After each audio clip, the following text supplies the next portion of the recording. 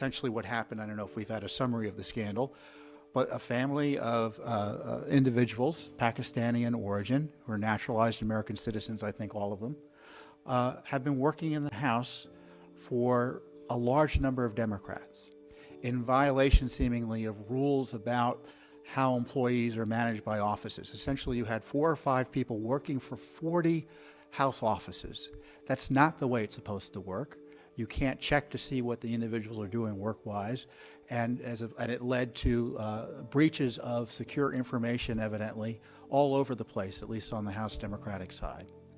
And so since then, we've had evidence that they were in contact with some Pakistani officials, and there were aliases used, all sorts of red alerts in terms of a national security impact. And of course, the data being moved in large quantities also suggests something wrong. And evidently, to even raise that question is something that's controversial. And it seems to me that ought to be a basic question. It could be something as simple as a Pakistani family, American family of Pakistani origin, took advantage of lax oversight by House administrators to steal money, to steal equipment, or to use it as a place or a vehicle for which to defraud banks. It could be as simple as that. But frankly, when it comes to political crimes with a political component, I fear the Justice Department is going to fear to tread. And it may not, because of the political nature of what went on, they're not going to push the House. We've already seen pushback from Debbie Wasserman Schultz against law enforcement over her prerogatives, her office's prerogatives here. And I fear the Justice Department is going to be fearful of raising these issues with the House for fear of embarrassing the leadership of both parties. And that's something we need to kind of push the Justice Department on, that they don't undercharge or under-investigate this for fear of the consequences that will happen if they push further and find something that no one wants to find, which is a national security threat at our breasts here in the House.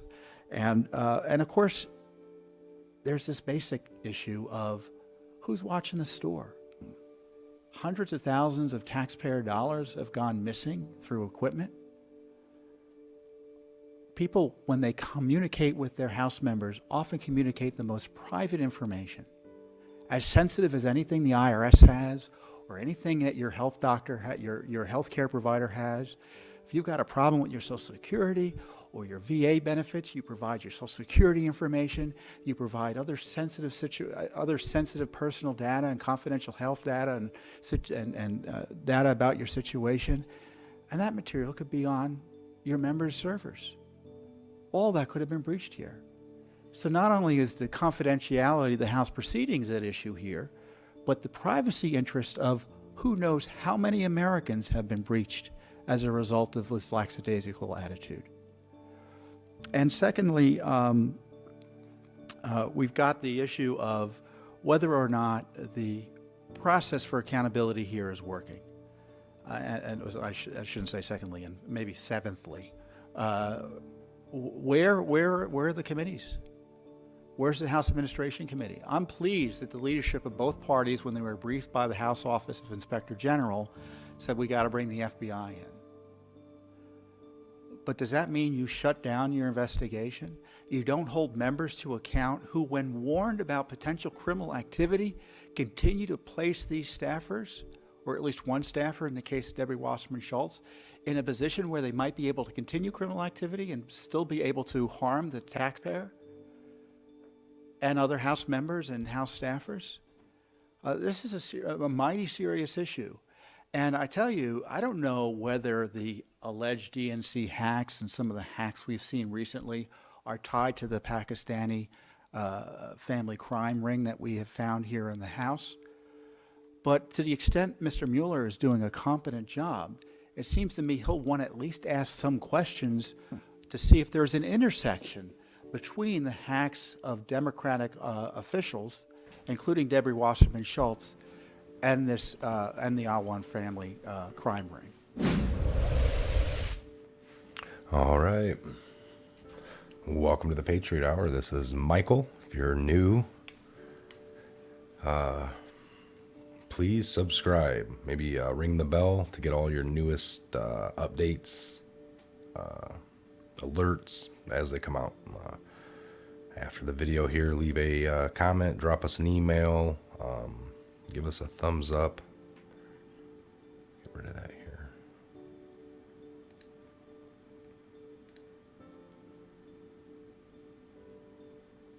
Okay. So that was just from May 31st. More evidence of political cover-up. Kind of funny. Tom Fenton, Judicial Watch, they're doing great work over there, folks. Uncovering everything, pushing the right thing to be done. You know, pushing for release of sensitive FOIA requests on emails, communications between certain political people, things that we need to see. So for me, this is the best evidence when it's from within these people. Released documents, released declassified docs. These are the best, especially communications. You could always be told, we weren't talking about nothing, just this and that. And then you get to read it for yourself. So that is some of the best evidence we could ever get, in my opinion. Other people may think differently.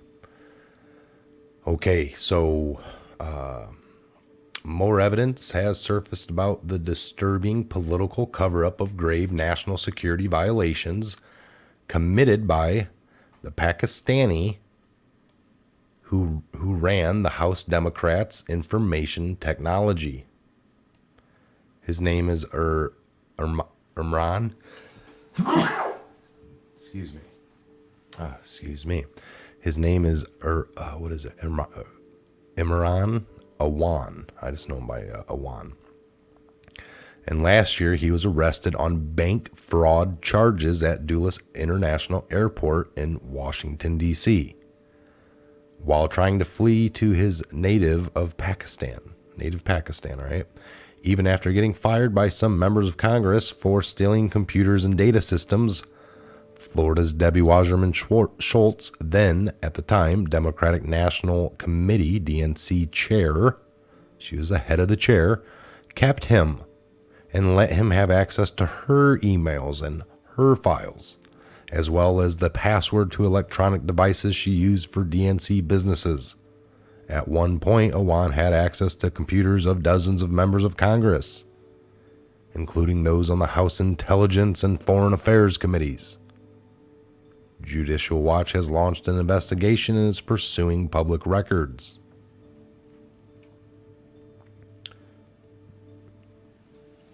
All right, so that's really good news, folks. That's really good, positive things that need to happen. Like I said, they've done really good work over there by keeping the pressure on. It seems the only time the FBI or these, DOJ have issues releasing things is when it has to do with them. The DNC has never liked, and like I said a few days ago, I just made some videos over this. Just by dumb chance, I wanted to reinform everybody. This has been one of the bigger things. I think this will lead to a lot of positive things to come out. This Awan guy, Debbie Wasserman Schultz, the laptop that police saw, because they found that in like an abandoned government building in an old phone booth. And it had like a note, it had the laptop, it had a password on the letter. So pretty interesting. Pretty interesting stuff that's going to come out of all this, of all that. The DNC server, they didn't want to hand over. Hillary not wanting to hand over emails. Took everything with her. And then when the government came, she's like, well, I'll give you guys back what I deem to be yours. Give me some time. And instead of handing everything over and saying, you guys hand back what you think is mine. So big difference. All of this plays into each other. All of it.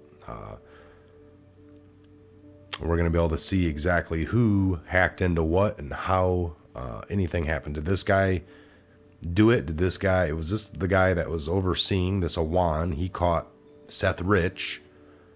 I believe this Awan was the same guy to be meeting with Seth Rich the night that he was murdered. Seth Rich met with Awan night of murder. So, right here, just some different articles. Okay, Infowars. Seth Rich was partying with Awan the night of his death. Here's some other articles. So let's go to news on that. 10 months ago, bombshell dropped on Seth Rich. Hill investigators are very interested in the meeting with D.C. police.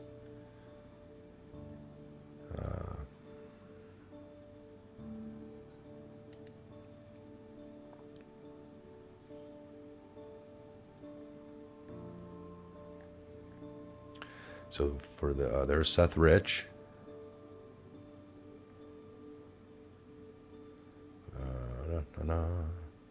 We know this had to do with, possibly Seth Rich with a thumb drive saw things that he didn't like going on in the DNC because he was part of the DNC and he did something with some computers and took a thumb drive in and released it all. This guy was a patriot. It doesn't matter that, we didn't have a lot of the same beliefs, but, look, he's all draped in flag clothing.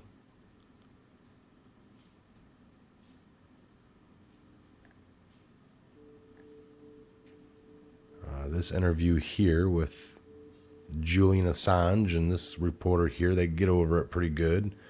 And he kind of leads, Julian does point the fingers that this man, Seth Rich, was murdered and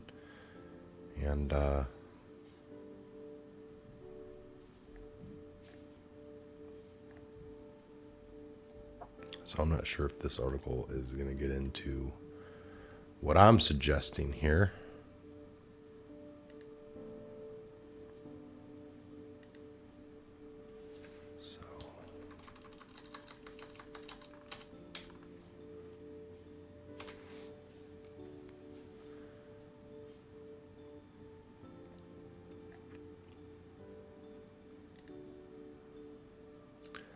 See, a lot of rumors have been circulating about Amirian Awan and Seth Rich being connected somehow.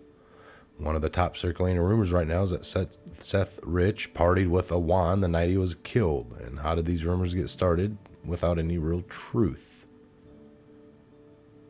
So, but if you dig deeper into the origin of these rumors, you can see they don't hold up. What we don't know, however, is whether any of these activities authorities are investigating. Awan might have possibly exposed sensitive Democratic.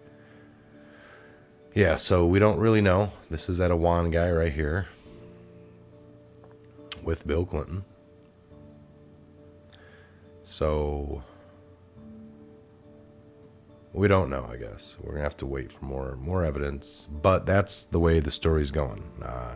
He's probably the one that possibly drugged Seth Rich. Seth Rich left and was picked up by a couple of supposedly gang members. But interesting, we made the video the other day here at the Patriot Hour. I put them out. And then this just went to court,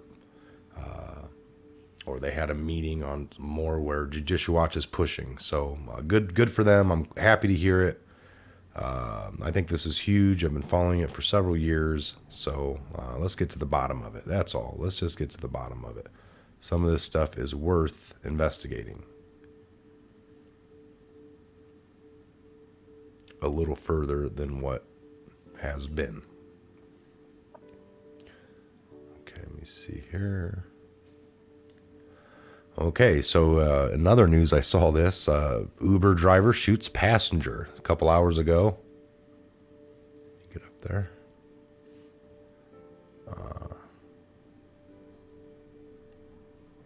So this is up in Denver. Uber driver kills passenger on Colorado interstate. Let's just click on one of these here.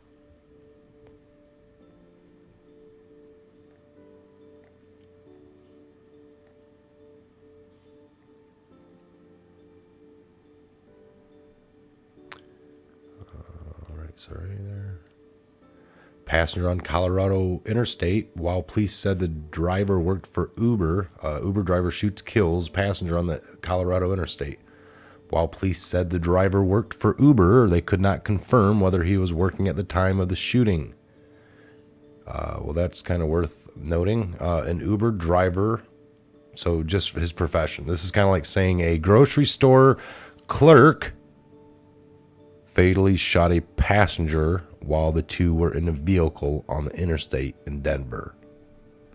Because they don't know whether it was on the clock or not. So they're just naming the person's profession, which happens to be an Uber driver. So I was already, just by reading the headline, I'm going to tell you, I thought that this was a Uber driver that picked somebody up and was en route somewhere and killed the passenger. And I'm not laughing about that. I'm just... So the minute you get into the article, they do say it at least. So, okay, while the police said the driver worked for Uber, they could not confirm whether he was working at the time of the shooting. So an Uber driver fatally shot a passenger while the two were in a vehicle on an interstate in Denver. Denver Police Department spokesman Sonny Jackson said preliminary information points to a conflict between the driver and the passenger. He said shots were fired by the driver on Interstate 25 shortly before 3 a.m. on Friday. This is very preliminary, but it appears there was an Uber driver and his passenger got into a conflict inside his vehicle. Shots were exchanged, shots were fired, and the passenger, it appears, was shot. Denver police spokesman Sonny Jackson told KUS-TV in Denver. While the police said the driver worked for Uber, they could not confirm whether he was working at the time of the shooting. The driver and victim were transported to hospitals. Jackson said the victim was pronounced dead and the driver had been treated and released. We do know this person is or was an Uber driver. We're going to determine if he was actually on a ride when this happened. We're going to determine what the relationship was between what appears to be a passenger and driver prior to this particular ride. Jackson told KUSA-TV. That one thing I would stress, anyone that was on the highway at this time, if they saw a conflict going on inside the vehicle, please let us know. This was just the latest troublesome accident for a ride-hailing company in Denver and the state of Colorado. In April, Denver law professor Nancy Leong fired off a series of tweets describing how her Uber driver told her he was going to take her to a hotel instead of the Denver International Airport. At a stoplight, she said she screamed and pounded on the vehicle windows until nearby construction workers noticed, and the driver then unlocked the doors and Leong got out. Last year, the Colorado Public Utilities Commission fined Uber $8.9 million after regulators found 57 Uber drivers over the previous year and a half were on the job despite having felony convictions, major moving violations, and were driving while suspended, revoked, or canceled driver's license. The commission in April reduced the fine to $4.5 million after some violations were dismissed, and a judge has not ruled on Uber's petition that the commission exceeded its authority with the penalty. So there you go.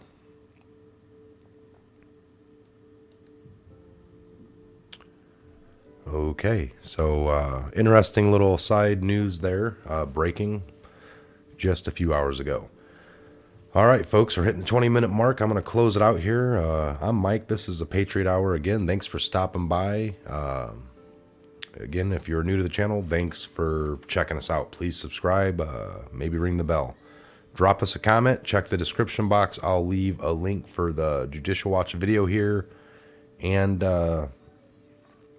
maybe the article that we just read there. I'll leave that as well. So again, thanks for stopping by. I'm Mike. God bless, Godspeed, and have a great afternoon to each and every one of you. We'll see you back here real soon on the Patriot Hour Update.